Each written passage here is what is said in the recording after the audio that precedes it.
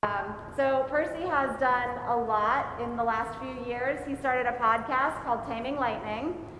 He's also the neon and plasma tech here at the Pittsburgh Glass Center. Can you guys hear me okay? Everything's good? Okay. Also the neon and plasma tech here at Pittsburgh Glass Center, and he was the first winner of the Ron Desmett Memorial Award for Imagination with Glass. So we're super excited that Percy agreed to curate this exhibition for us. It's a really exciting investigation of the use of light via neon and plasma in art. We are open. Also, I'd like to say that you can come see this exhibition in person, not tonight unfortunately, but tomorrow, Saturdays from 10 to 4 p.m. and Tuesday, Wednesday, Thursday from 1 to 7 p.m. You don't need an appointment. You can just stop by and see the gallery, and to see all this work in person. I'm sure you're going to enjoy the virtual opening tonight, but come see it in person because it's even better to see it in real life. So without further ado, I'm going to turn it over to Percy Echols.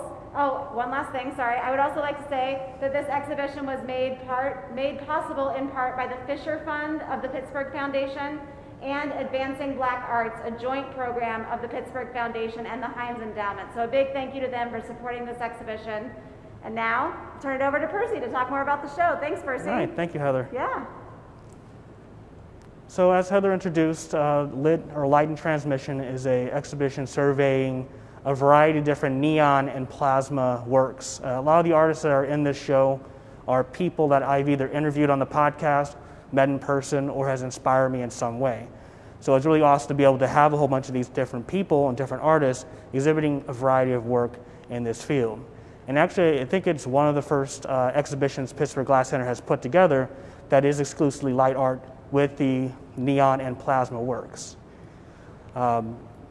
What's interesting about all this is that, coming up with this exhibition was kind of a big part of the 2019 Advancing Black Arts in Pittsburgh grant. And so when we started making planning at the end of 2019, of course, the pandemic happened, right?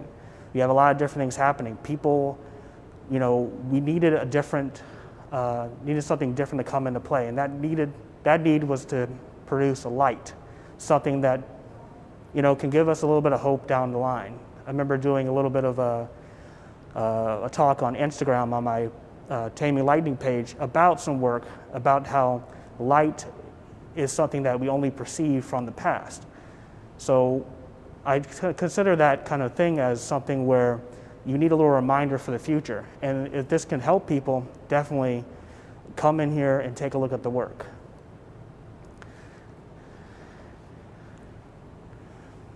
So what I want to do now is just kind of walk through some of the works here. So I want to take a look at some of Wayne Stratman's work, and it's kind of get you guys a nice visual. I think one of the things that you'll really want to be able to do is come here and see it in person. We've done virtual works with the Plasma Art Alliance, and this work can be seen online, it can be seen through video, but can only really be expressed through being there in person, and that's something that the Pittsburgh Glass Center has been able to provide with very safe guidelines and procedures. And as we kind of walk through all these different works, I'm going to kind of point out a few pieces specifically that I would like to talk about. So next up in the show, we have Sarah Blood's piece, Michael Flechtner, various works.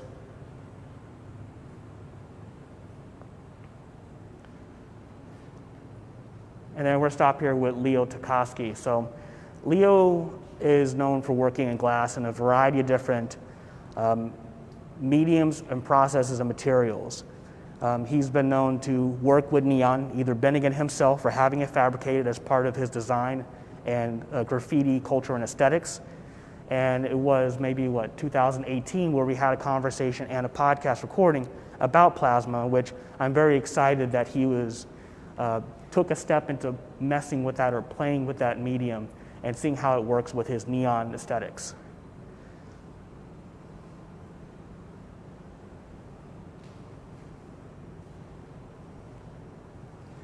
And now we're going to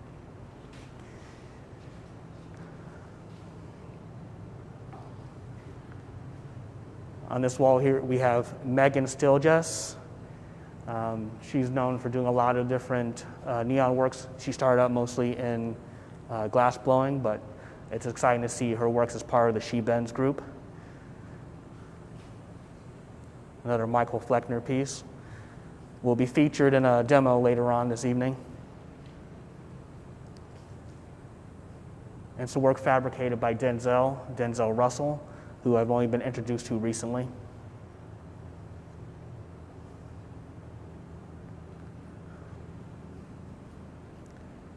Danielle James, known as DJ, owner of Hex Neon.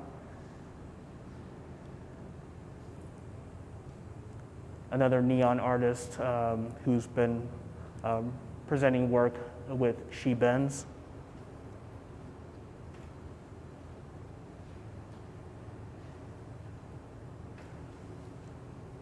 So another work that I wanted to really talk about is Leticia Maldonado's work. Because a lot of these different works I have in the show, they are works just really giving you a nice vocabulary of ways that people are bending one neon and using it, on a plane and script, but also organically and sculpturally.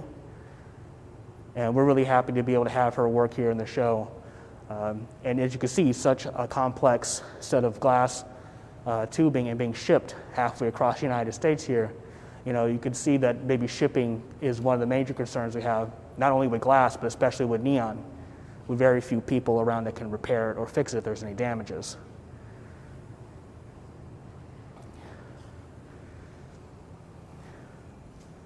In the show, I also have my own work, a collaboration with Darius Sandberg here at the Pittsburgh Glass Center, one of the first few people that I've collaborated with since my apprenticeship in 2017.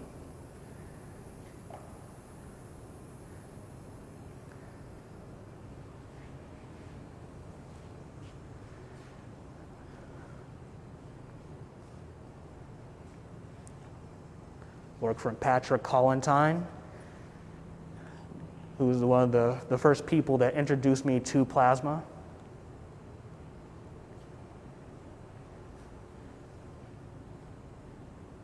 And on the back wall, we have Eve Hoyt, a neon bender in Philly. Also one of my many guests on the podcast. She makes work using found objects and neon bent in her own home studio. She has a variety of interesting techniques she employs in her neon bending, some things that you would find very unique and mostly not seen sculpturally, where she's adding globs of colored glass onto the tubing to add some texture and add some patterning.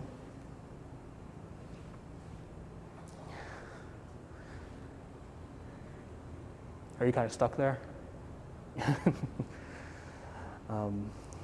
Mundy is one of the other artists that I've been learning about plasma from. He's truly one of the most grooviest people out there, really.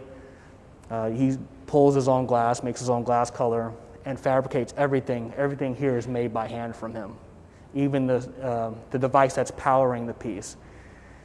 And he's been doing that for over 35 years, where he's manipulating the glass material at the torch, making the glass color, using different coatings of phosphors or powders to excite and illuminate the piece with some colors that you don't really see a lot in this process for plasma alone.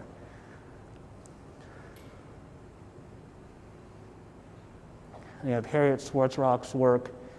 She's made, by now she's made over 1,000 of these for a big installation, including exhibition work that she's done in the last 4 to 5 years.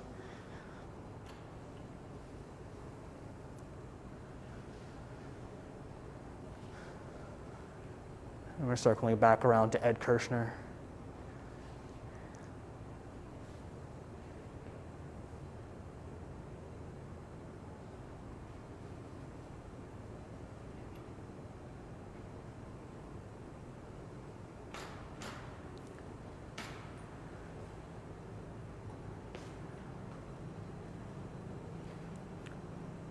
I wonder, does anyone have any questions about the work? Or questions about neon and plasma, or the distinction between both of them?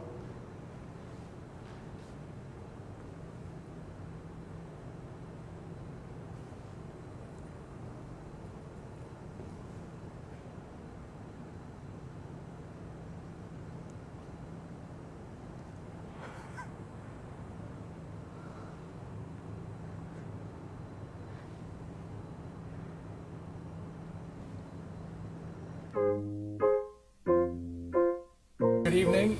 My name is Michael Flechtner, and I'm an artist who works in neon. And tonight, we're going to bend up one of my three-dimensional airplanes. One of these airplanes is going to be there in the exhibit at the Pittsburgh Glass Center. So let's get started. So these are basically, 90-degree bends in the crossfire. So we're going to take them one at a time. I'm bending lead glass, so that's why I'm not wearing the digging glasses tonight.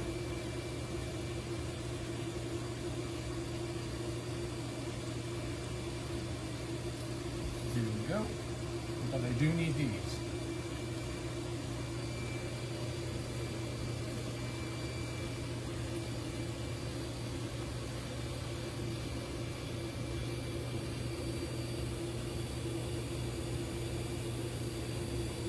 Now, geez, if anything else catches on fire, let me know. Will do.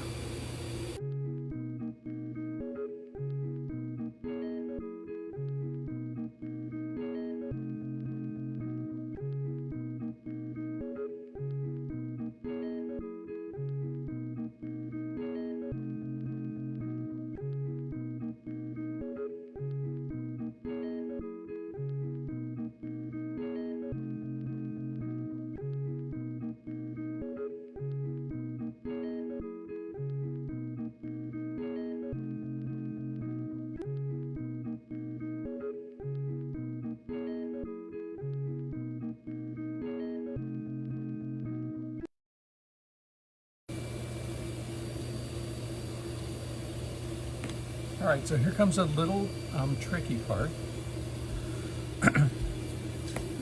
It's just like an obtuse, kind of an obtuse angle, but I want to put a dihedral on my wings. I don't want them just completely flat, so I have a little spacer here. So when I come back to the pattern, once this bend is set, it will set the wing at a certain angle. So watch this.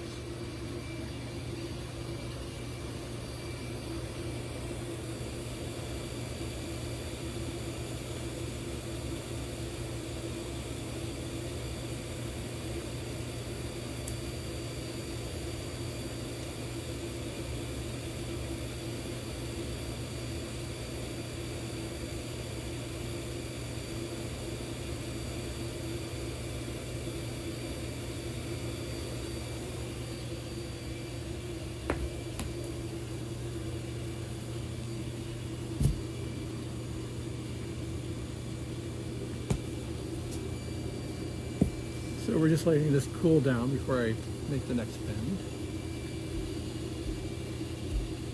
As you see, I have a specific spot where this, half-inch piece of plywood goes, so that the angle's accurate for both sides.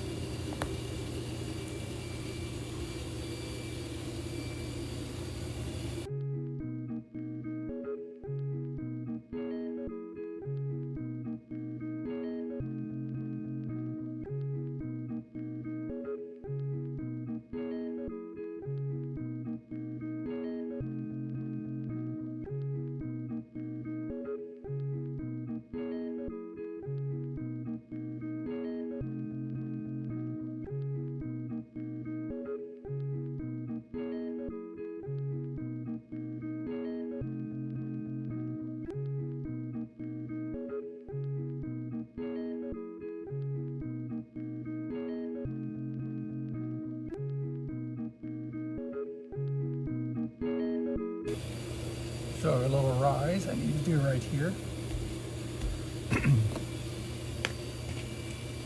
Now what I'm going to do in anticipation is I'm going to put this little rubber sleeve, and that kicks this up just a tiny little bit. And you'll see why I do that in a minute.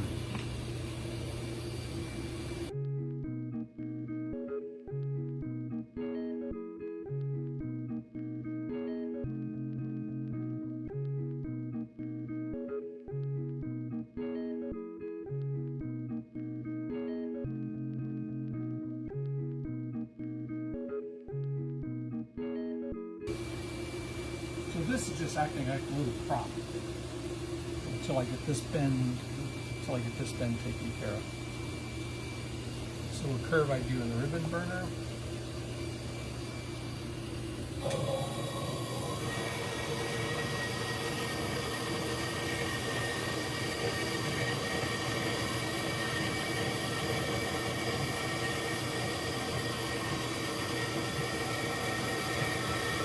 The gas pressure just turned in the neighborhood. Somebody's sucking all the gas up there.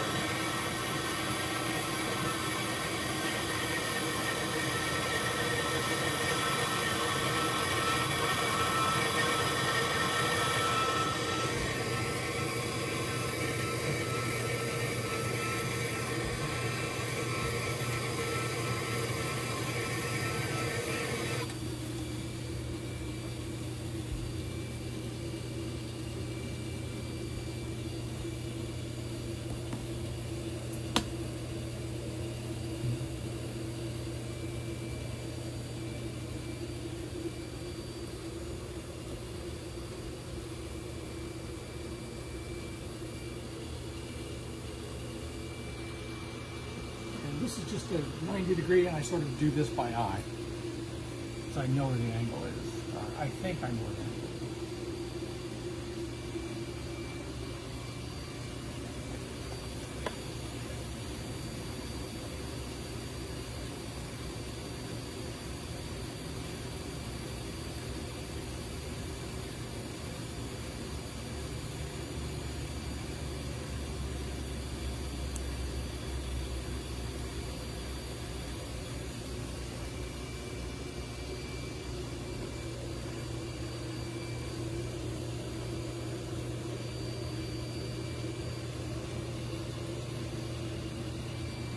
So I'll just wait for this to cool down. So there is one half.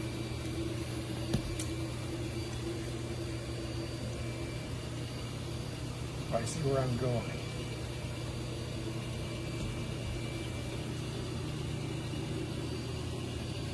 There you go, let me put up the pattern.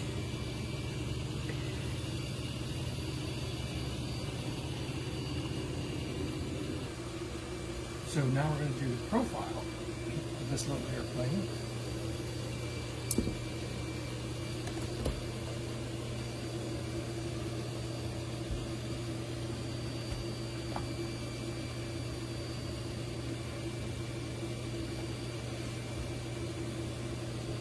Now the reason I put this little spacer on is when I go in the fire and come back here and bend, this is always going to be tipped up a little bit, but I want this nice and flat on the pattern. So that's why you see this on here a lot of the time.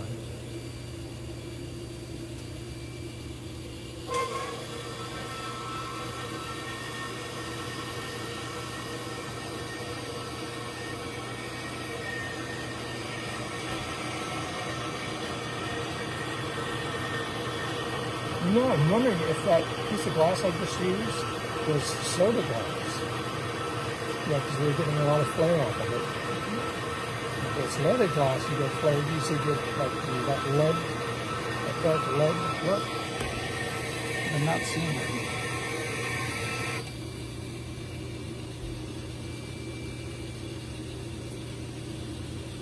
So this is flat to here, and then this is slightly elevated. And it's just to accommodate so that the whole thing will be, you know, nice and flat on the pattern.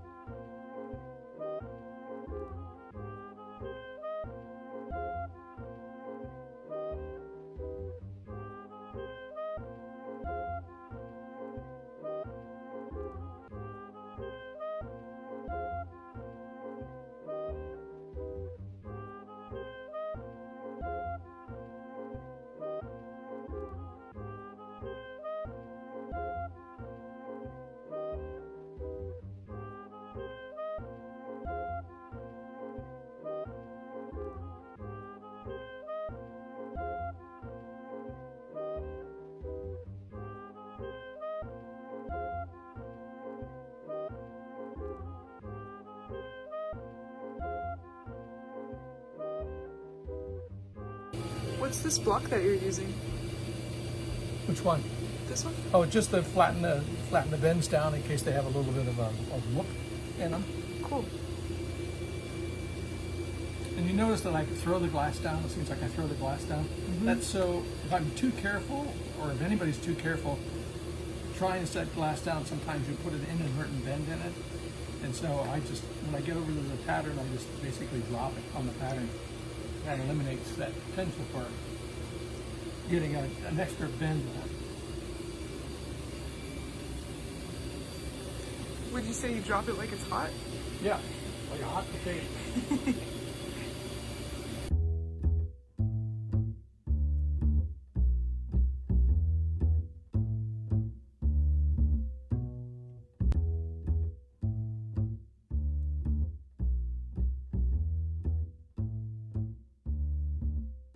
So this is another simple 90, but I'll set it up at a little angle. Matter of fact, just to stay out of trouble.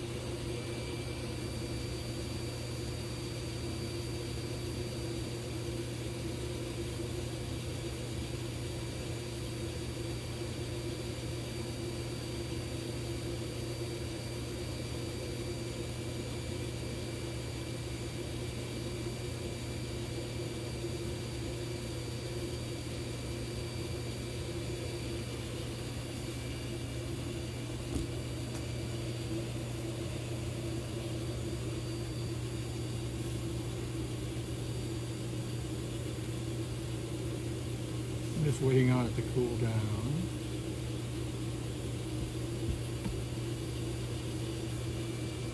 So there's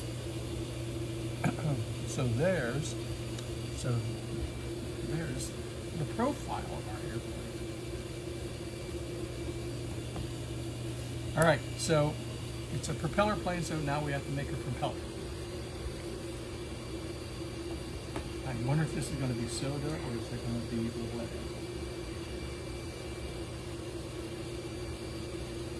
This out of the way. So I have a starting point, and then I go over to the set measurement that I have on the pattern that tells me how far I need to heat for the first bend.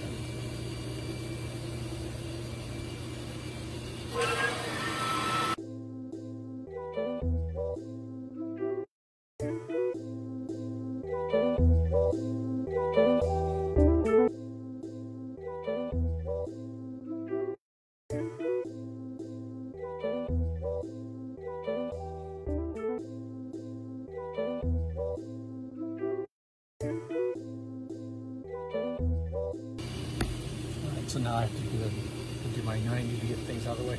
The propeller, of course, is basically an O, and we know how easy it is to bend up O's.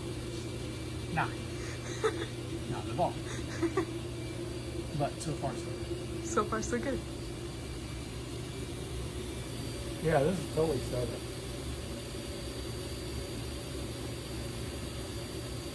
Makes everything much more dramatic.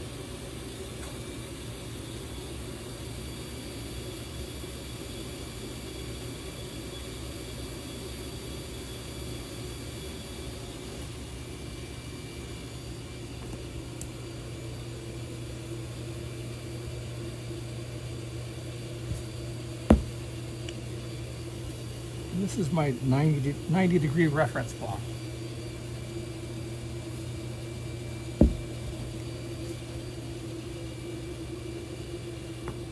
All right, so we're about halfway around. Still pretty hot, so I don't want to grab it. And I need to make a couple reference marks. Rotate off the pattern, and then I'll take the measurement. So I'm using my blow hose as a measuring tool.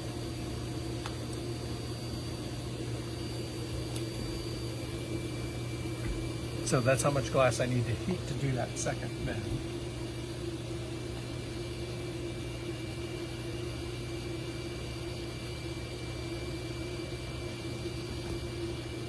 Still pretty hot.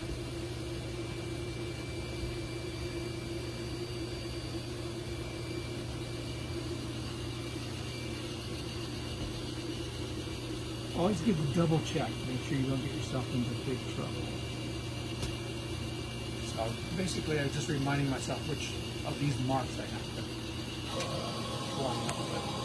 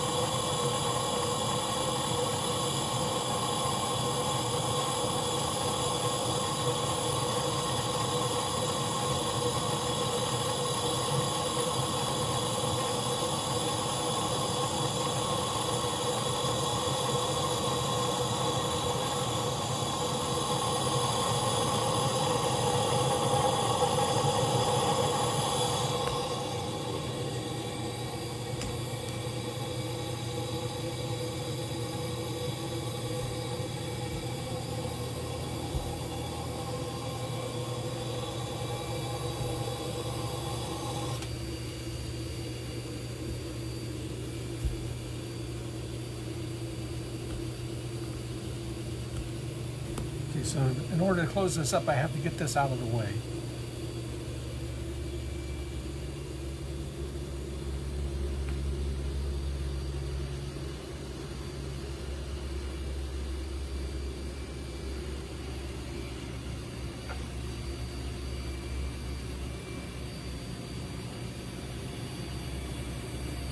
Ow! Medic.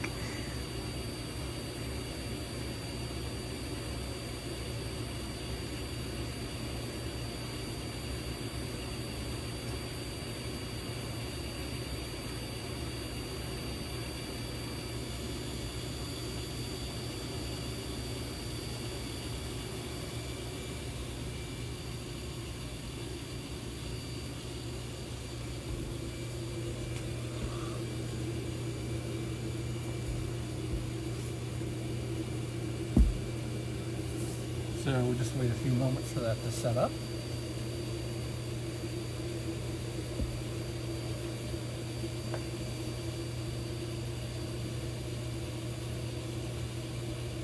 So I'm just measuring where I need to heat, and when you're doing these ribbon burner bends, you have to go back into the original bend just a little bit so you can get them to, the ideal is to make sure that they are smooth, there's a smooth transition. So that's what I'm going for. So wish me luck.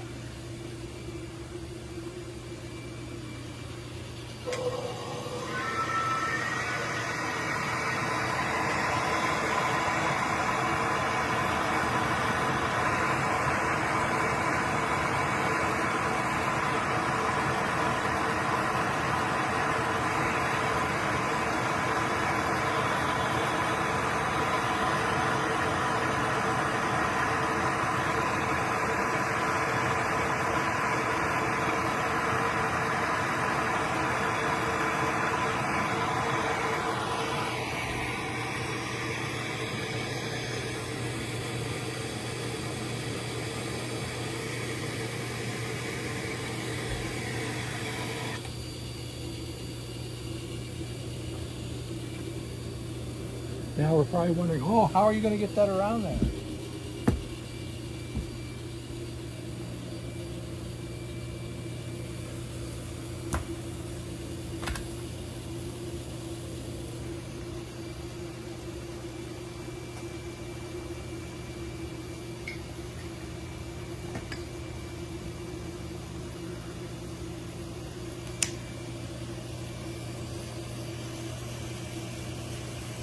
So these are my helpers.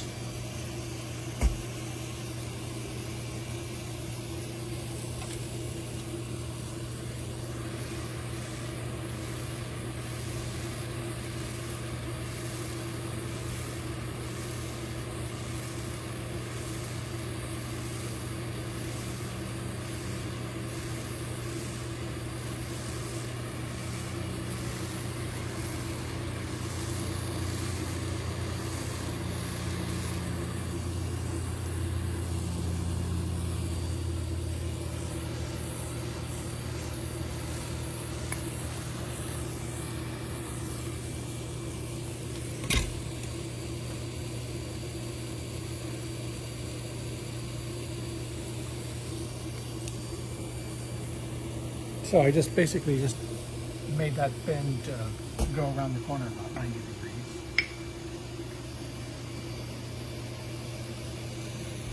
We do another 90 here. So see, sometimes, bending up part of the neon unit, you have to use kind of like indirect techniques to get where you want to go.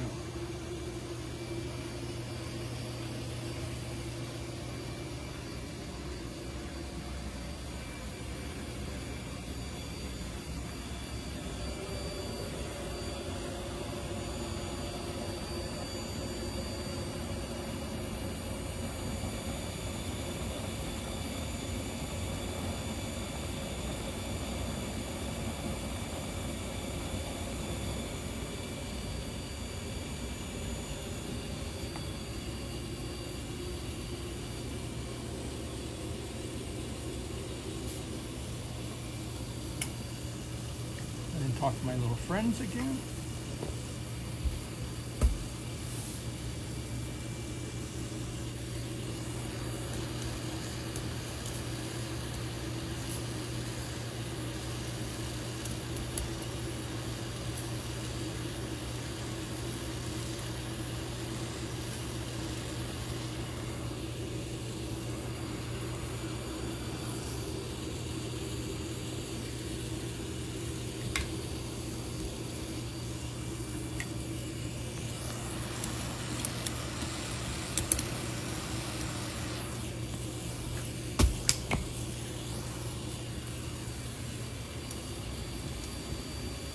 Just one more little adjustment.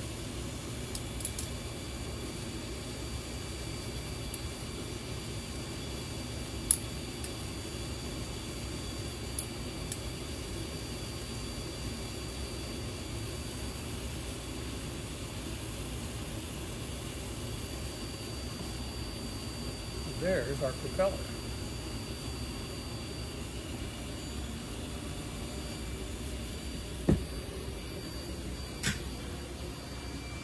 So we're ready to move on to the next stage, to the assembly stage, Sweet.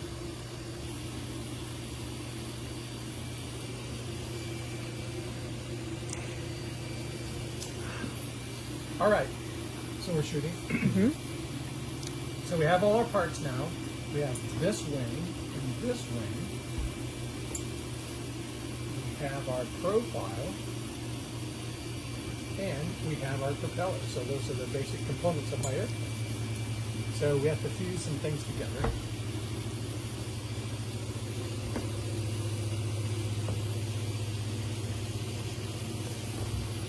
This actually goes fairly quickly. Searches for his glasses. I can't see my glasses without my glasses.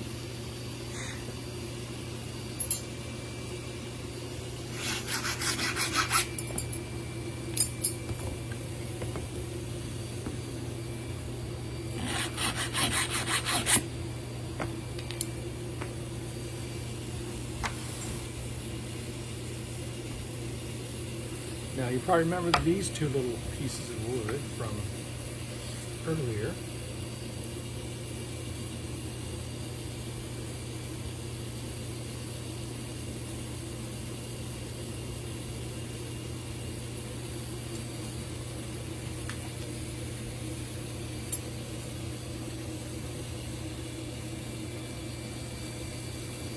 Oh, I never remember the best way to go about it.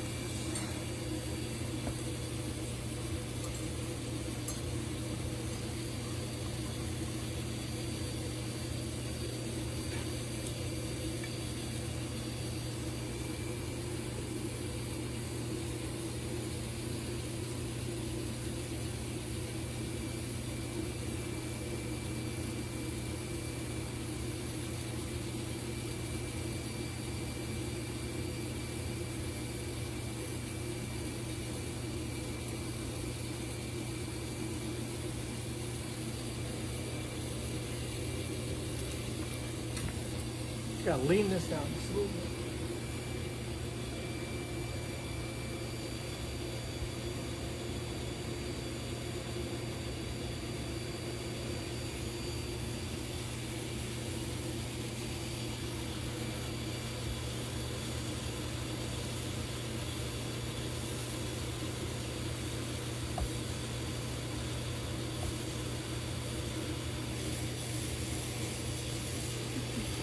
Try not to set you on fire. Sorry. Much appreciated.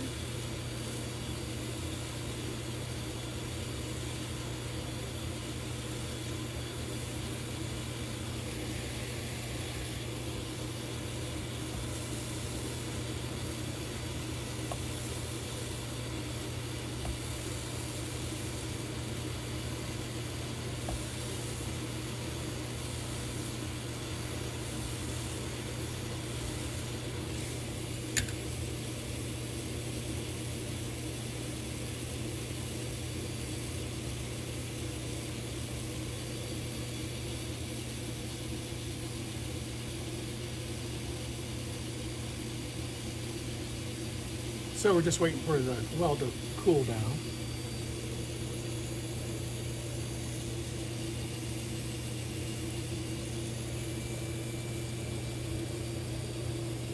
Probably there.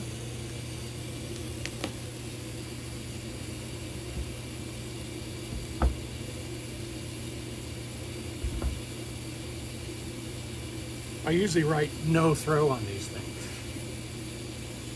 lest I forget what I'm up to.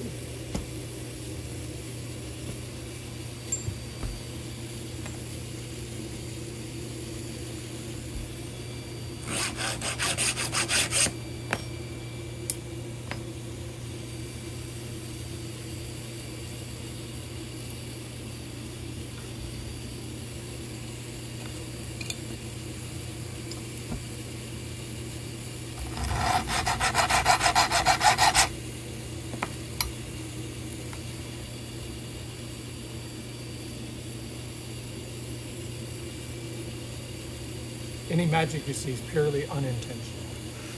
I don't believe it.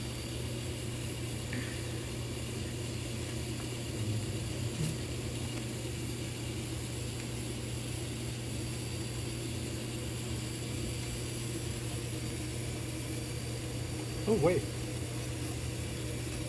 There it is. Whoa, cools down.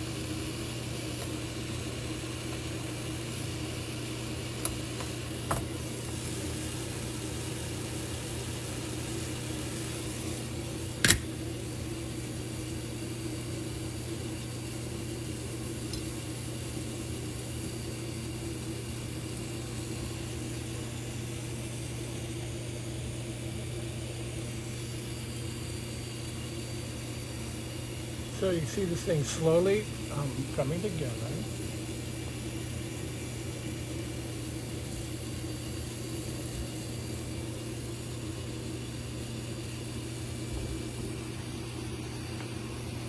Now for the propeller.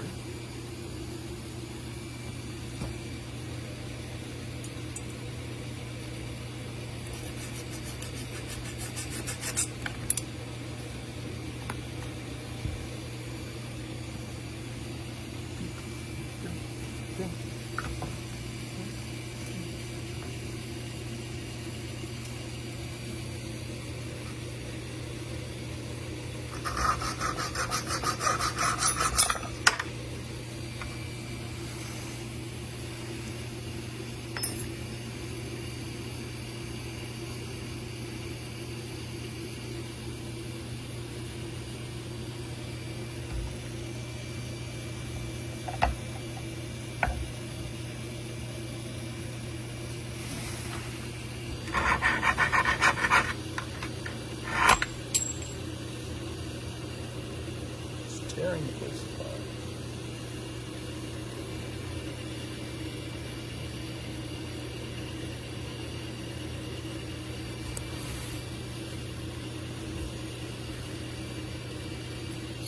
Just have to make sure I'm not gonna run into any unexpected issue.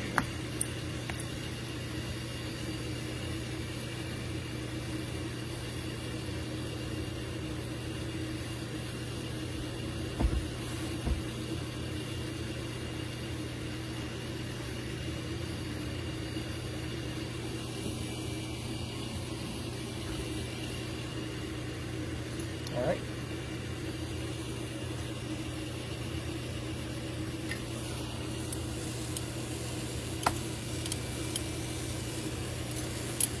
Hey, get in there.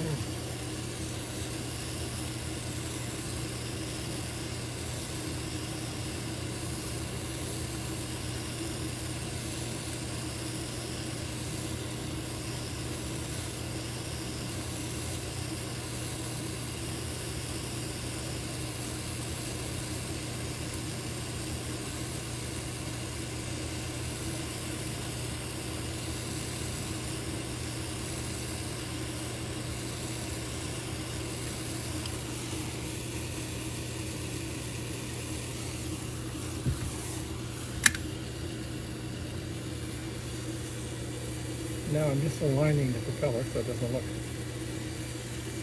cattywampus or whopper jaw.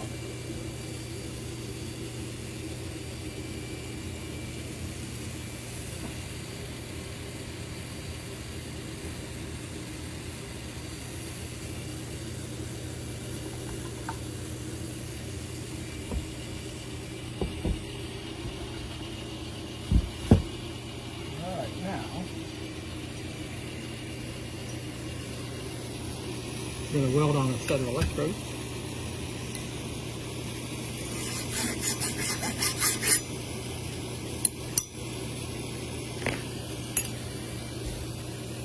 High-tech cork. Is that a pipe cleaner? Yes.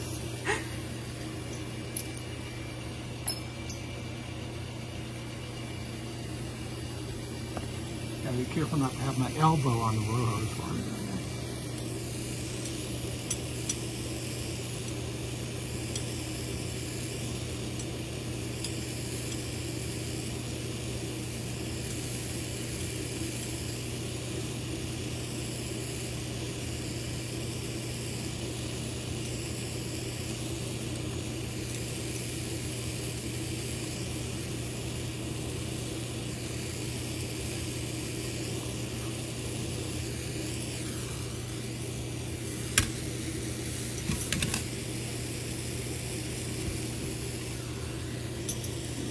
Not there yet.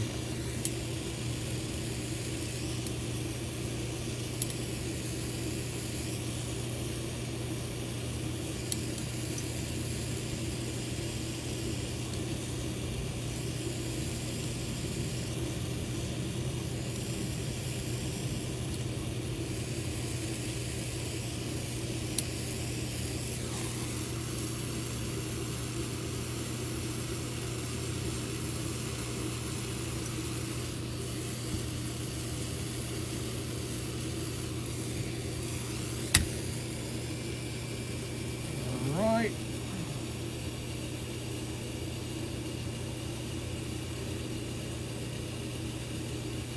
So let's get this out of the way.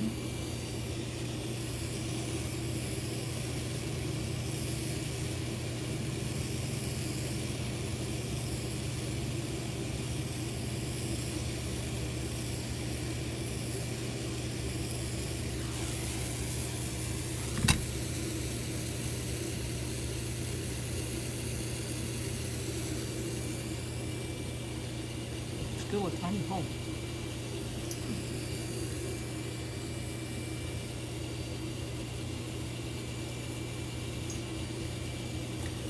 All right, so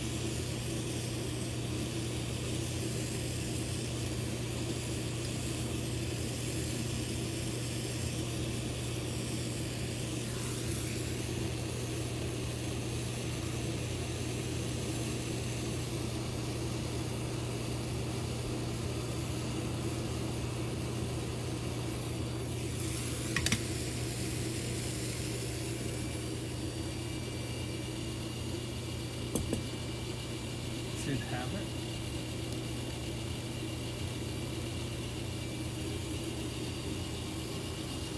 And then the other electrode.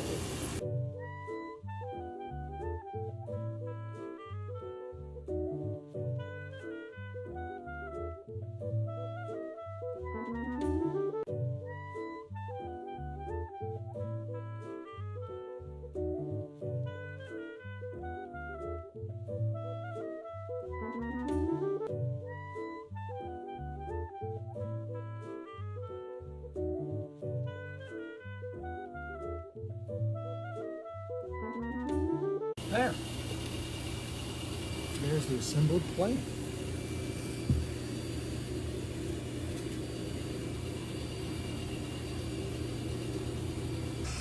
So here we are. This is basically the manifold, the bombarder manifold, and we have 3 gases on here: neon gas, argon gas, and krypton gas.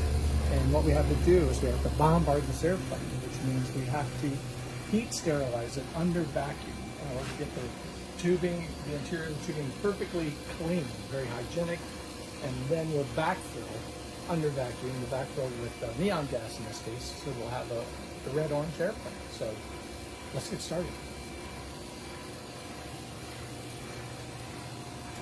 So first thing I have to do is attach the airplane to the manifold.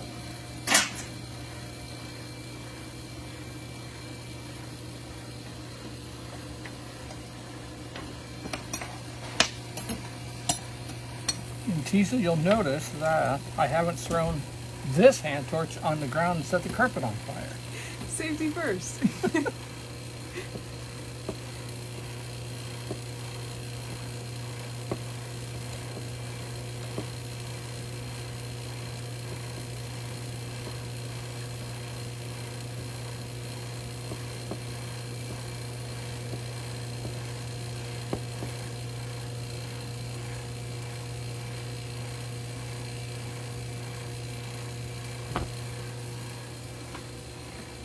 Alright, so we got that done. And look, remember that thing we did the other day? Alright, so now the airplane's fused to the manifold. So we have some business to take care of. We have to hook up the electrical connections. Now the transformer that we use to heat this up internally puts out 18,000 volts at half an amp, so we have to be very careful with it so that nobody gets electrocuted.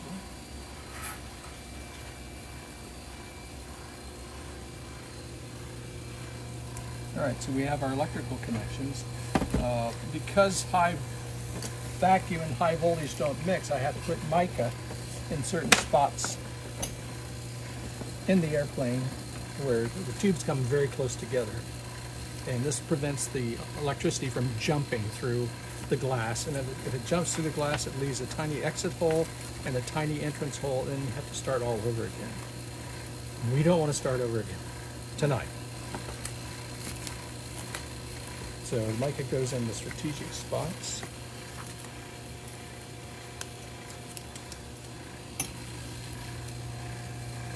Alright, so we have the mica in.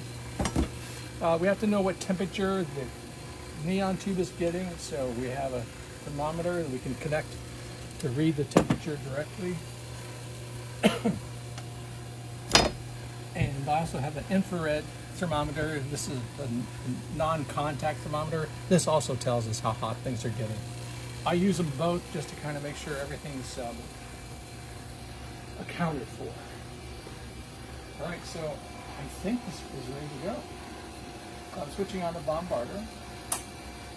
And first thing you have to do is get enough vacuum in the tube to get it so it'll light. So we're taking air out of it, essentially. So I'll open up this valve and start tapping on the bombarder.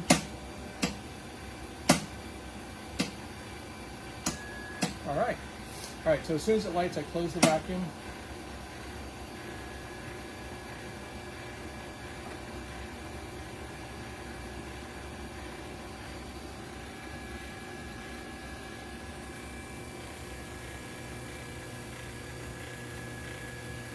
Used to be called a schmutz. Did you dump water inside that? Yeah. I mean, who wouldn't?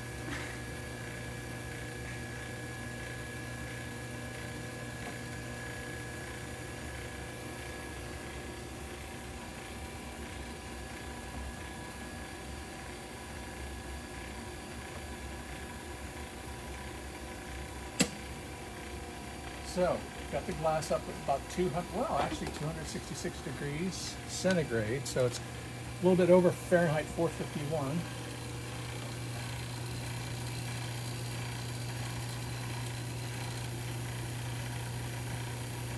Yeah, we have a hole in it.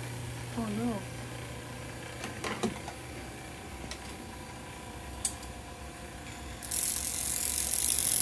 What?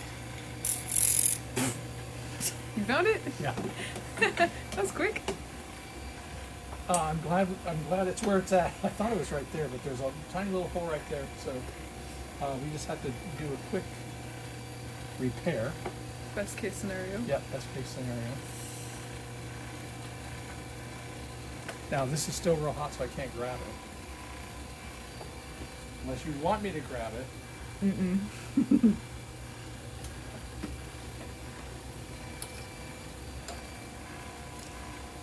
Wow, tubulation just exploded. Oh. I do that sometimes. I know.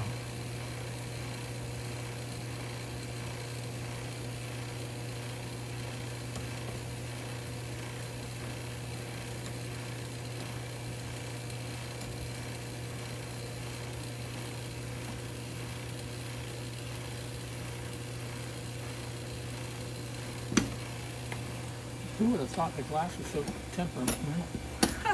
Everybody. Ow, ow, ow, ow.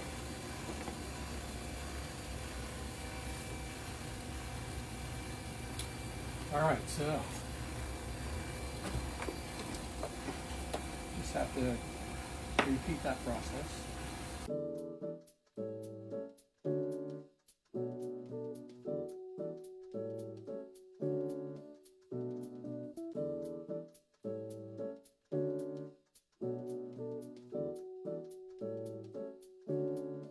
Our ideal temperature is 226 degrees centigrade, which is right around Fahrenheit 451.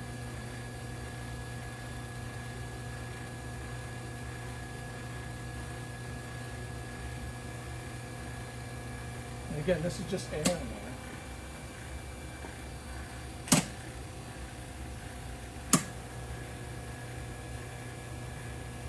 So we want to get the glass hot first, and then we want to get the electrode shells glowing. That will tell us that we've activated the emitter coating that's inside of them. And we're there. All right, so we got the glass hot enough. We got the electrode shells glowing. So this has been bombarded, and what we're watching for is for the vacuum to go down. And when it gets down to around 10 or 5 microns, the glass will cool down enough, and then we'll backfill with neon glass. So right now we're just waiting for the vacuum to continue downwards and wait for the glass to cool down a little bit.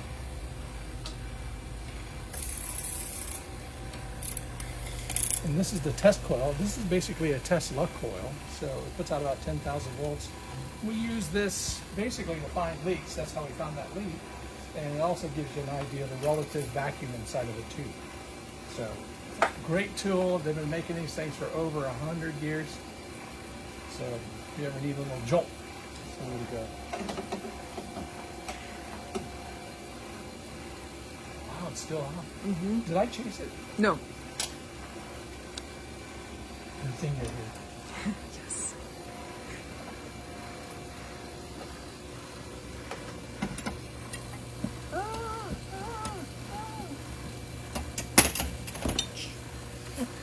It's a tingle. Yeah, not in the easiest place. What I had to do there is where I'm going to pull the tubulation, that tiny little 5mm glass off the electrode. That doesn't get hot during the bombarding process, but so it still retains moisture, and so we get in there with the hand torch to drive that moisture off. that moisture is being sucked into the manifold, down into the vacuum pump and eliminated into the atmosphere. Actually, it doesn't go into the atmosphere, it goes into the oil in the vacuum pump, and then we get rid of it by changing the pump oil. So things are moving along pretty smoothly. I'm going to give it a quick bump. See, nothing lights because there's almost nothing in that tube anymore. So that's a good sign. And it didn't arc through there, even though I removed the mica. So what we can do now is we're going to fill it. So I know this is probably about 6 feet of glass. It's 8 millimeters, and so it's going to require, Tisa, you probably know this, probably going to require about 24 millimeters of gas pressure. So close the manometer. I protect the gauge tube. Let's make sure this is open. I close the main vacuum, and now I'm backfilling with neon gas. There's 15, I can't let it go all the way up, or I blow up the gauge, and so now we give it a quick bump. Now we can pull it off the manifold. But to be on the safe side, switch safety. All right, so it's chock full of neon gas, but the gas is there, but it's below atmospheric pressure. So instead of this creating a bubble, it will suck in and it'll seal itself off, which it's done. Now the plane itself is still relatively hot. So when I first put it on the aging in transformer, it might be a little off color. Ow! The whole plane is still red hot. Oh no. Can't believe you let me touch it. Alright, so this is the part of the process called aging in. Aging in. And so you just basically connect it to a fairly high voltage transformer. In this case, it's a 12,000 volt transformer. And you just switch it on and let it run for a little while. Now, like I said, the tube is pretty hot, and so we're going to remove the discolor in there. But the aging in process means you just let it run until the gas comes in consistent throughout the whole piece and is also the right color. So we were going for the bright red orange, and that's what we're getting. Like I said, if we would have waited for it to get down to room temperature when we first switched it on, oh look at that! When we first switched it on, it would just be that really consistent red color.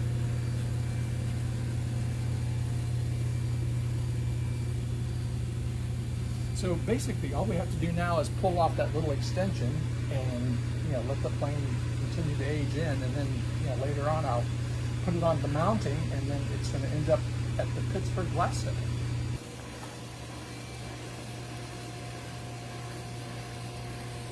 So again, because it's under vacuum, it collapses, seals off, and you get rid of that. So now, the part that could break off pretty easily is removed. That's awesome. Now we can finish aging this thing in.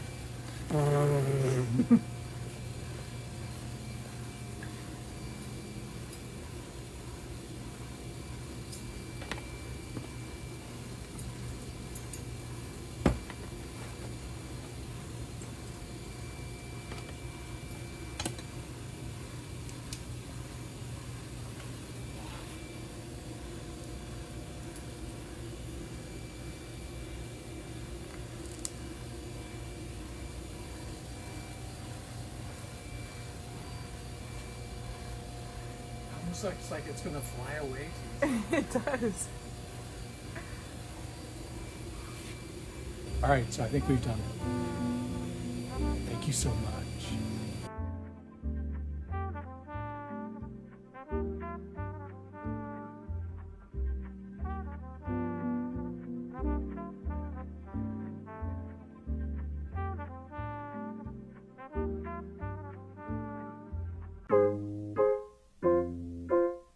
Good evening.